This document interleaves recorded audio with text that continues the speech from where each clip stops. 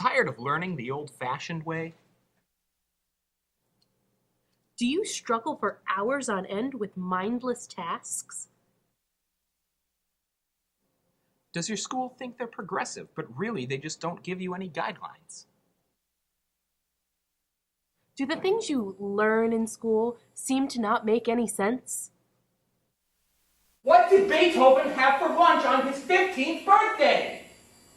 I don't know! You need to know this stuff. It's important.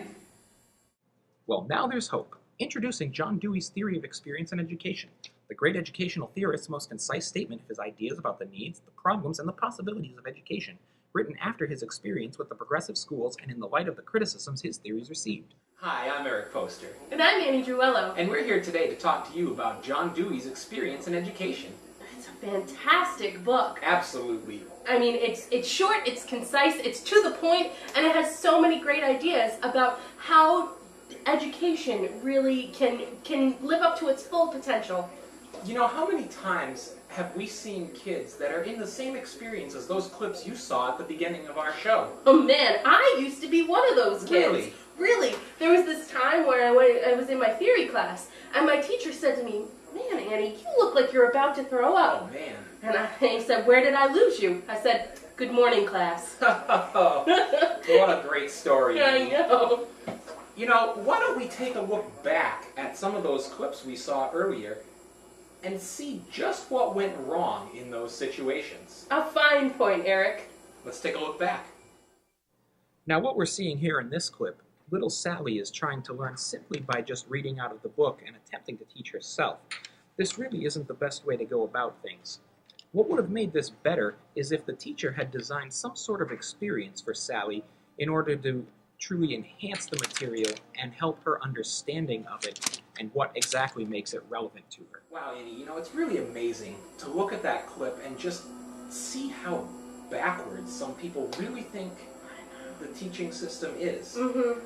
You know, we look now and see, just trying to read from a book and learn is not really the best way to do things. How do you have a base of experience to call upon when you need to recall that information? You'll just spitting things back out from a book. That's no way to learn. What about some of those new schools that think they're so progressive? They go forward and they set their kids loose with a room full of all these toys and instruments and things that they can do, but then they don't give them any guidelines.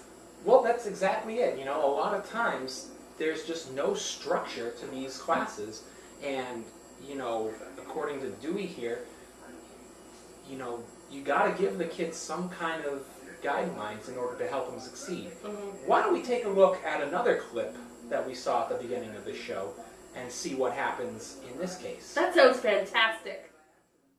Here, Jack and Sally are given an assignment, with the only rule being to make music. While this is fantastic to let the children's creativity shine, they're at a loss as to how to even begin. This only frustrates and confuses them, and quite possibly turns them off from music making for life. Another great, really informative clip. I know, and those kids were just absolutely adorable. Two of the cutest kids I've ever seen in my life. Now, it just really makes me sad to see that, kids like these are just not getting what they need in school. The school thinks they're forward-thinking and ahead of the game, but really they're just leaving the kids behind. I know, it's so upsetting. And this book, it can give so many great tips on how they can harness those lessons and really help the kids understand what's going on and give them something to hold on to and sustain them through the rest of the class and even into the rest of their lives. So true, so true. I mean, you'd have to say that John Dewey's overall point of this book, his view of what education should be, is that the kids really need to see what the purpose of their education is. So true. Because if you don't see the point of it, why are you going to want to do it? And you're not going to have any fun doing it. And if you don't have any fun, what's the point in that? Exactly. Why do we do something in school if it's not going to be important in real life? Mm-hmm. That's what kids want to know. Now, Annie, if you had to pick one thing in this book that really resonated with you, what would you say it would be? I don't know, the entire book was just so informative.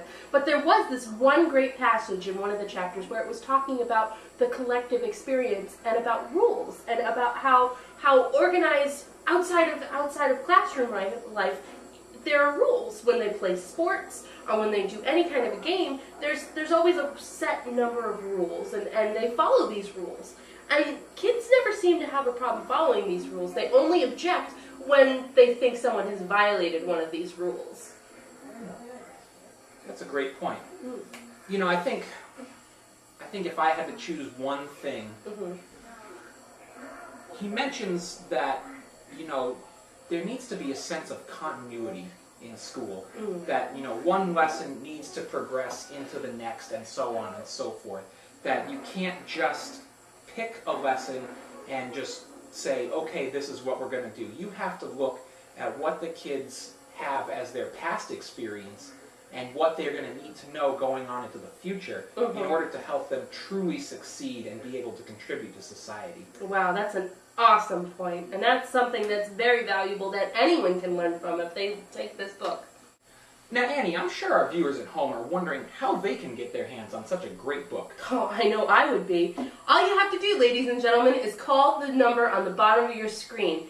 And with only 11 easy payments of 99 cents, you too can be open to the world of John Dewey and his theory of education. Wow, 11 easy payments of 99 cents. That sounds like a pretty great deal. It's a fantastic deal. But wait, there's more. More, you say? I do. If you call within the next 30 minutes, you can get a free copy of Jerome Bruner's The Culture of Education. Wow, you know, that's just another great book right there. You know, I'd say the wealth of knowledge that's in these two books, you can't put a price on it. But if I were to put a price on it, I'd say the value is well over $500. $500? That's right, and it's going to be yours for just 11 easy payments of only 99 cents. How can you beat that? So I would pick up your phone and call right now because supplies are limited and you want to get your hands on both of these great books today.